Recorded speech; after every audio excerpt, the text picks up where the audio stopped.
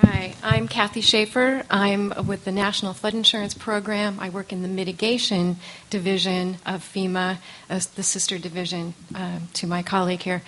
And I oversee the production of the FEMA flood insurance rate maps. And kind of just to put it in perspective, we've already done our damage to the Delta. You know, it's already kind of been done. But just to kind of frame it, the National Flood Insurance Program is, and the administration of the maps and the changing of the maps is by design a very slow and deliberate process. And so, and then also to frame the levy issue, you start at the lowest level with the HMP, you move up to criteria for the PL 8499. The FEMA accreditation process or certification process for levies to be shown as accredited on a FEMA map is much more stringent, and the requirements for meeting accreditation are spelled out in the Code of Federal Regulations. They haven't changed in 20 years, and there's no expectation at this time that they're going to change. So the bottom line is that within the heart of the Delta Islands, most of those levees have already been de-accredited, and the area is shown as within the special flood hazard area. I have a map with me. I can show you exactly where. And homeowners within the special flood hazard area are required to purchase flood insurance if they have a federally backed mortgage, and if they wish to substantially improve or build a new home, they are required to elevate their home above the base flood elevation.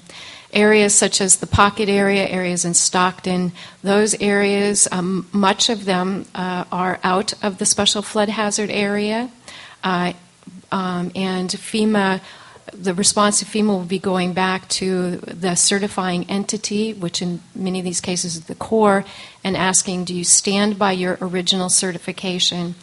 If they, and as it's not expected that they will, and they have already revoked in some cases their certification, we will be proceeding with remapping the area. However, our remapping, as I mentioned, is by design very slow and deliberate.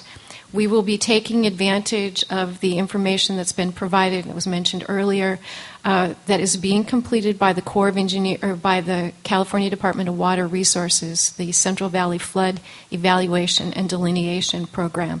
So we will be waiting for any new changes to any maps within the Central Valley until the CV Fed study is complete, and we can take advantage of that information. Along with that, FEMA is reviewing its policy of mapping behind levees. Currently, everything is on hold until we receive new guidance that's coming in we anticipate at the end of the year. It is designed or anticipated that will provide some more flexibility in how we look at levees. In the past, if the levee was not certified, we pretended that the levee was not there and mapped it as such. The new policies are expected to provide us some more flexibility to consider things like overtopping and breaching and give sort of partial credit, if you will. So it will be several years before there are any changes to the maps in the Central Valley for practically any reason.